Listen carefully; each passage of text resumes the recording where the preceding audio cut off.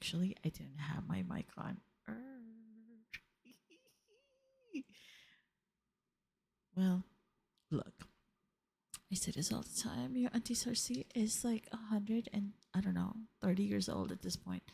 And with that, we have Selling the OCs season 3, the last episode of this season, and it's called Talk Derby to Me. Yes, honey. So this is the last episode again of season 3. Y'all, thank you for sticking it out with your snarky resident auntie, Cersei. Thank you again for all of you recent, current, and um, past early subscribers. Thank you for 146 of you subscribing to me. I started with 0.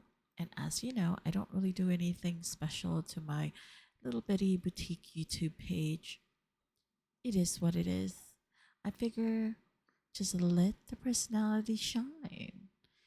And then you'll slowly be making friends. And we are. We are 146. My goal is 200 subscribers. If you haven't already, I hope that you consider being my YouTube friend in my little bitty bitty boutique YouTube channel. I say boutique because it's so small. You know, boutiques are tiny little stores, or um, even pop up stores are small, I think.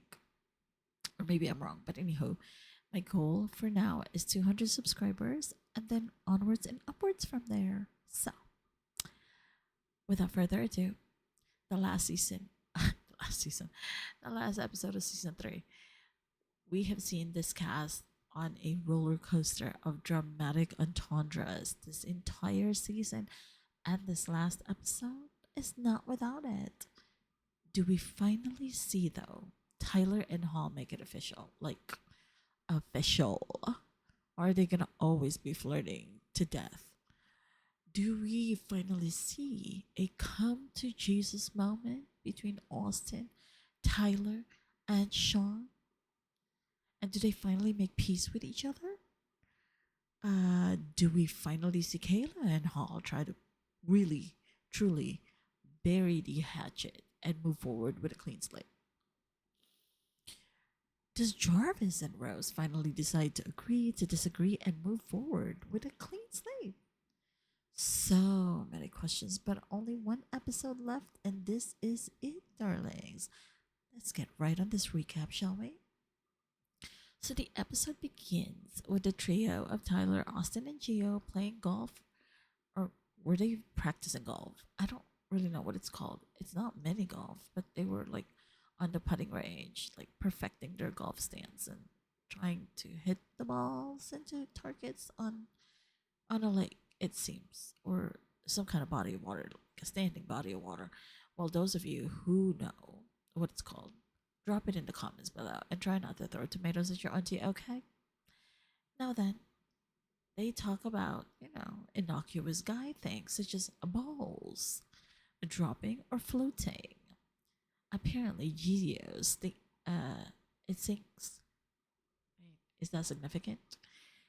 I don't know because I don't have one or two of those things attached to my body, so I wouldn't know if they sink or they float. Obviously, I guess when you're showering, you can't really tell, but like when you're swimming or just like in the tub, I don't know. I do have proverbial balls I drop when things get intense in the workplace, though, and I need to make executive decisions on the fly. I'm just saying. I'm just saying. But physically, I do not have those. But back to the stereo. Tyler brings up to the group that he actually hadn't spoken to nor seen Sean for a few weeks now since their argument. And then, out of the blue, he receives a text from Sean. And the date is Tuesday, July 26th or 25th at 2:54 p.m. How do I know this? Because it's seen on the screen, and I actually paused that um, on the screen. I was like, oh, okay. And the text reads thus: I am not finished with you. You will not run away from what you started. You think you can throw me into the fire you created and fabricate lies about what you started? You think, oh, sorry, I messed up that line. You think you can throw me in the fire you created and fabricate lies about me for speaking the truth? You will see. The truth always wins, my friend. You are a rat. Well, okay, now. Do you? Okay, so I read that from like Tyler's phone. Is again, I actually paused that scene. Uh, honestly, what is Sean's true, real, factual issue with Tyler? I mean, what is the source of this rambling? Besides obviously hearing about Austin and his like alleged proclivities in the bedroom, we really don't know what the root of the issue is between Sean and Tyler. I mean, it's been said that they had a budding friendship gone awry, but was that really the true catalyst that like sent Sean in a tailspin to text that to Tyler? And obviously, um, is this going to be a focal point of discussion between the agents on the show? Well, it kind of has been. So, but as far as the true reason, would we ever know?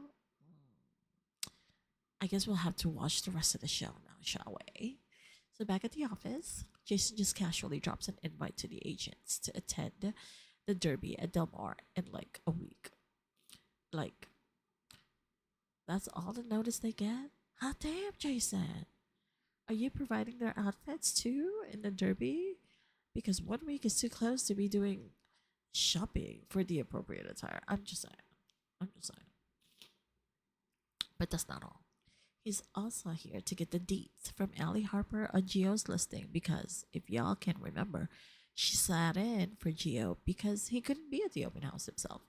So the reason was he needed to attend counseling sessions with his wife. Now, as for Allie, she thinks she did well, considering she was sweating bullets, buffeting questions from curious agents and potential buyers, and one in particular, an agent who smelled blood in the water and was not going to miss the opportunity to grill our green gal Allie.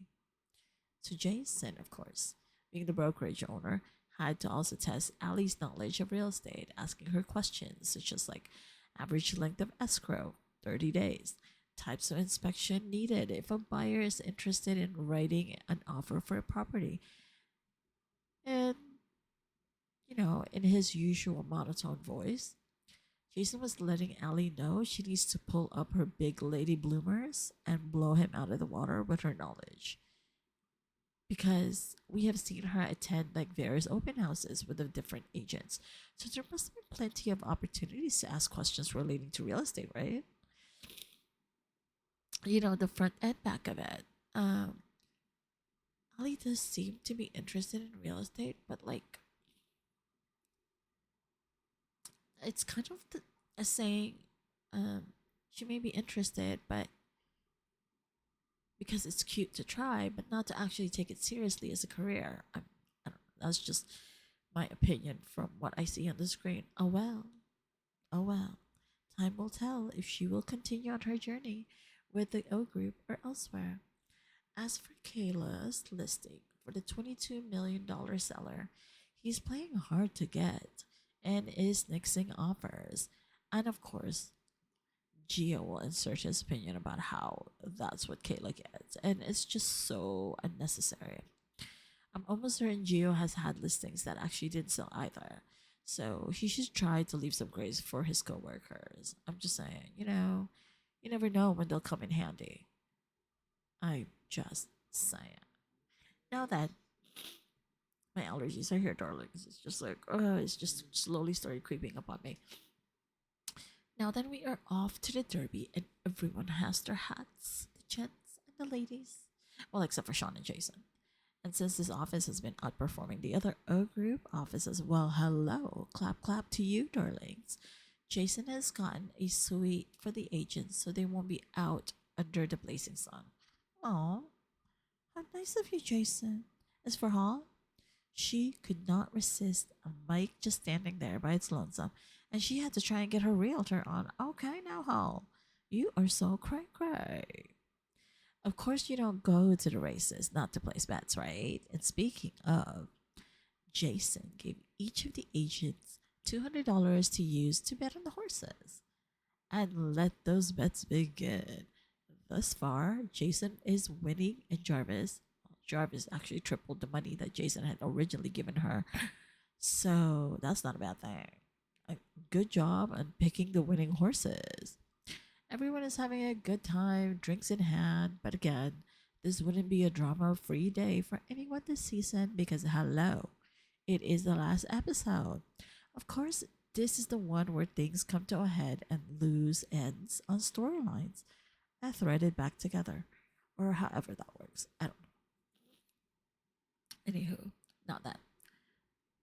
June wanted to give an update to Jason about Allie's apparent lack of knowledge with basic real estate facts. Ooh, that's kind of like opposite of what Allie had given Jason as a report on how the open house had gone.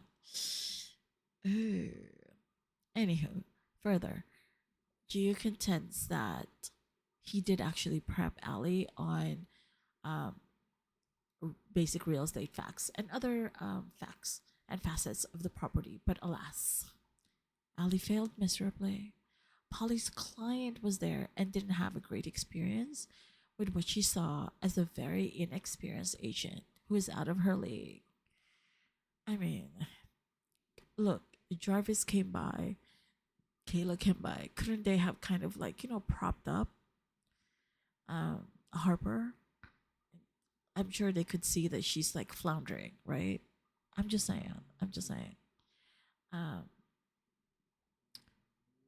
but who knows what would really rattle Allie's cage more, though? Like being in beauty pageants or selling real estate?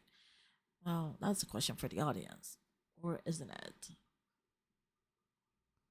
Or a question for Jason because he's the one that owns the brokerage. And I mentioned Sean being at the Derby with the group earlier, and so it begins again. Ah, dang. Sean is asked by Jarvis how he's feeling after, seeing the rest of the agents. He goes off on a tangent. He recalls the office fiasco, the agents who he's chosen to ignore, and who, according to him, remains with his name on their lips. He spills tea along the way, like Tyler sending Sean allegedly screenshots of his now ex-wife the day the ex-wife dumped Tyler, which we actually don't see actual proof of. I'm just saying. But Sean does pull out his phone to show what appears to be a long text message. It's more like an essay from where I'm standing. And this is apparently from Tyler to Sean with the heart emoji at the end of this long, winding text message. And the seemingly innocuous line of, quote, me love you long time, unquote. To me, it's innocuous. It's like, bros being bros. So Sean contends that Tyler also would send him gifts, which were always alcohol per Sean. Um, when he was like at a confessional with a producer. So, but he also dropped some like nudity about Austin. That Polly, Tyler, and Hall were saying the same thing about Austin being in the closet and being open to experimenting. Whoa, sir. Okay. Um, we know that Sean is bisexual per his own admission, right? And he owns and claims that. Good for him. Good for him. But to make these allegations about anyone to, I don't know what the purpose is to try to like persuade them to proverbially come out of the closet or even just like complete fabrication. It's just not cool. It's just not cool. I yeah, just not cool. And so we move along.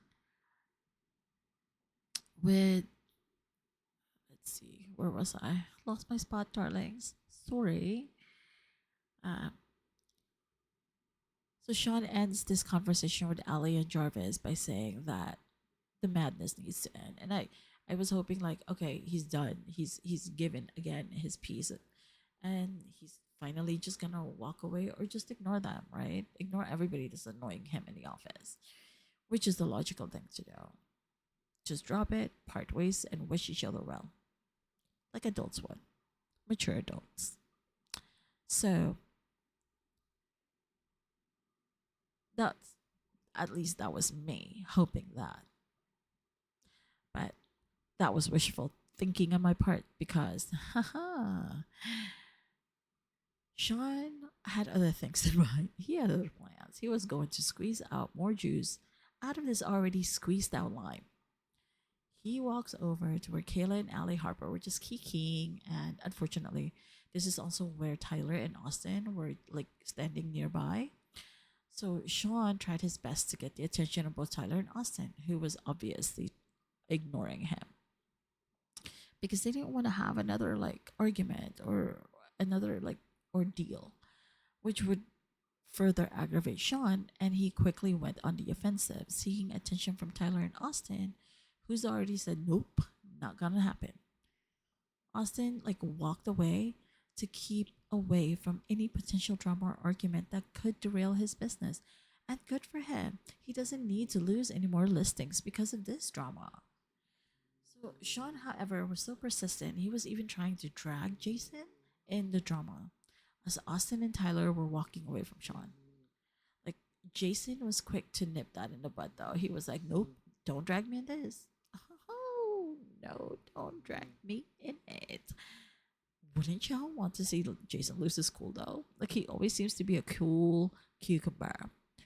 And one time, just one time, I'd like to see him yell at the kids in the office for being such bad children. Okay. It gets back to the drama. So, as Austin has clearly walked away from the group, Tyler is left to contend with Sean refusing to leave him alone. Like, Sean, honestly, dude. For Tyler, he has had multiple conversations with Sean, which we have seen to be at the beach, at the bar in San Diego, and again now at the Derby. And Sean contends that they never did. Like, huh? Sean, were you not there that night it happened or that day it happened? It was caught on camera, the whole conversation, and you seem to conveniently forget that it did. Um, okay.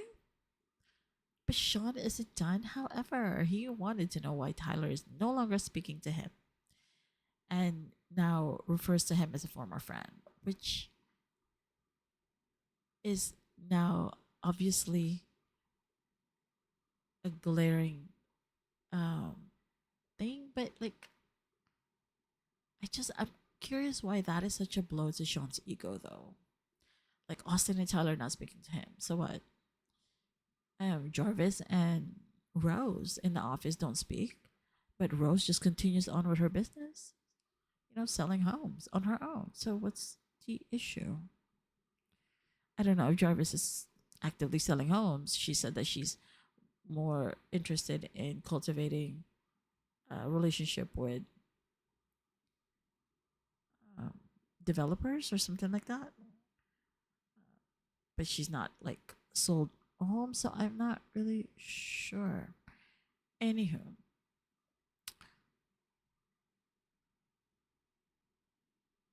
I'm just wondering, is Tyler and Austin Sean's only male friends?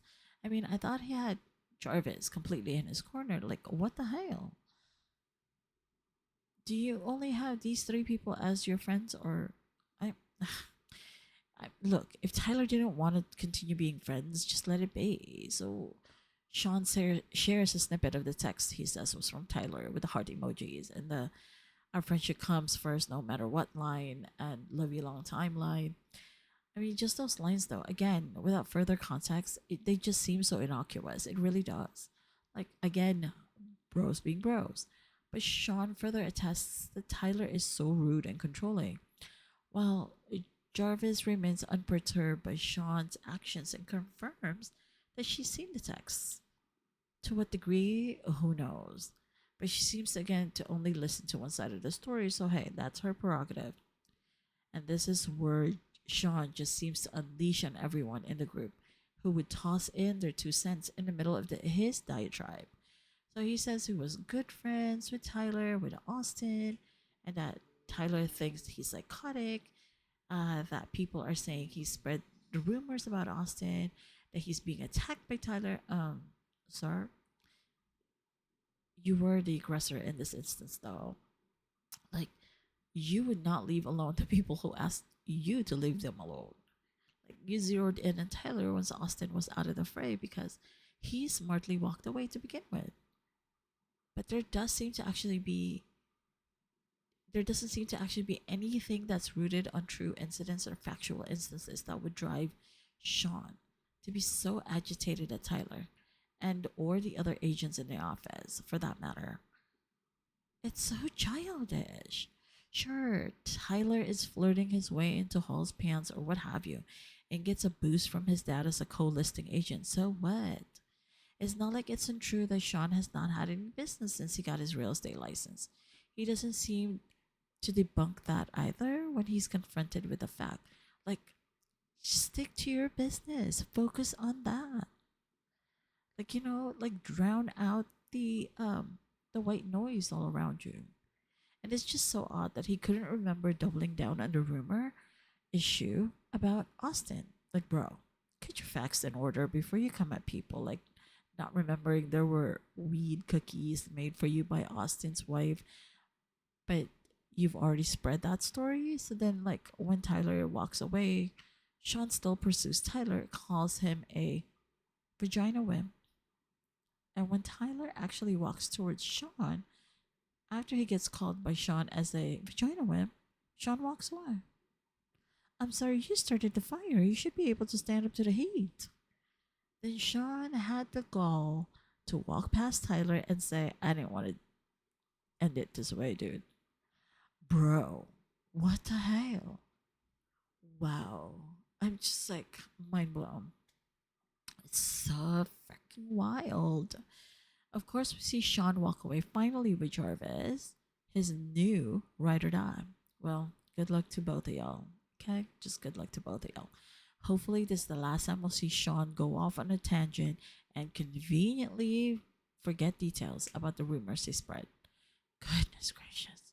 I mean, just watching that, I was so exhausted. Now, the aftermath of that scandalous behavior is being discussed by Kayla, Ali Harper, Brandy, and Alexandra Rose. They're still at the Derby having dinner and, of course, are now questioning their adamant defense of Sean's pre meltdown. Pre Sean's meltdown.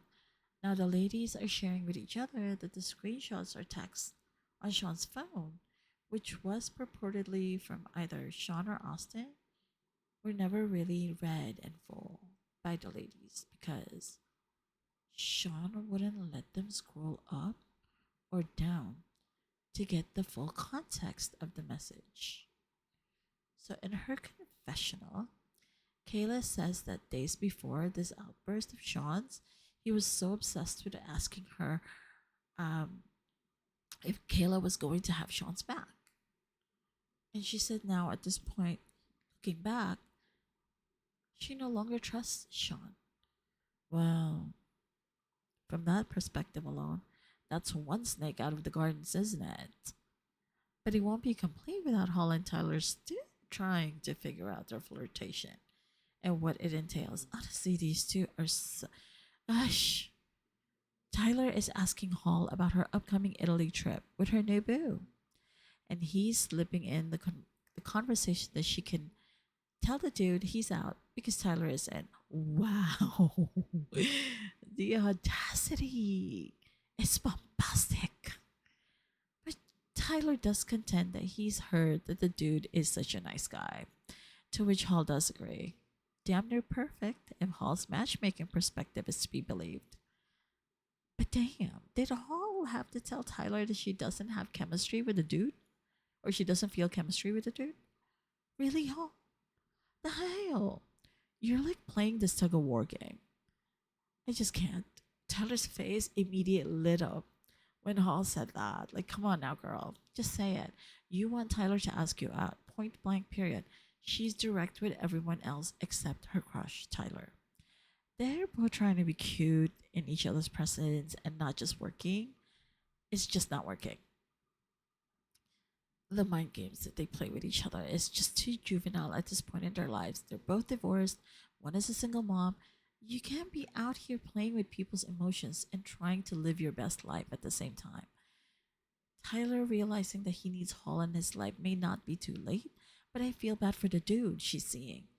It just seemed like a weird flex that she's like seeing this supposedly successful dude while still pining for Tyler. Like having a security blanket on lock in case this thing with Tyler went up in flames. Girl, no. I can't get with that. I really can't. So at the end of the episode, we see Kayla removing her listing sign off of the property, the 22 or $28 million property, and obviously didn't sell the listing because she didn't look so very happy in that scene. That would have been great, but the seller was just not trying to sell it, in my opinion. Like with the market being what it is, I'm sure if he was serious, he would not have accepted all. He would have accepted all cash. But hey, I'm not the property owner. What do I know, right? And oh, baby, Gio is here with his baby boy.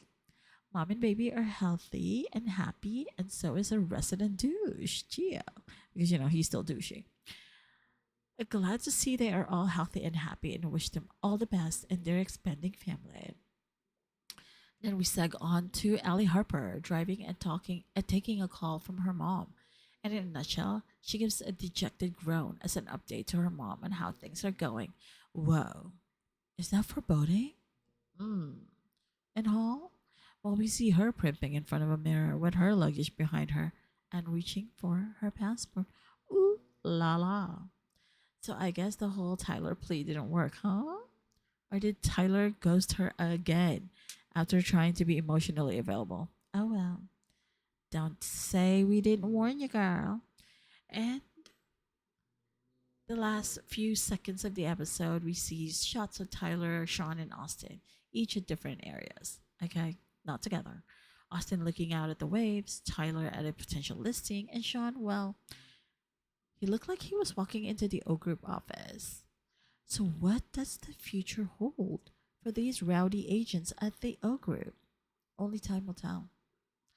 Or the next season, perhaps, if there's a new season. I haven't heard if it got picked up for a new season, but if it does, we'll be sure to be there to share. Wait, what? What did I? Sorry, I lost my spot again. Sorry, darlings. Your auntie is tired. Would be would sure be there to share our um, recaps, or at least your share in the laugh, laughing at your resident snarky aunties recaps. Cheese nuts. I typed that so wrong.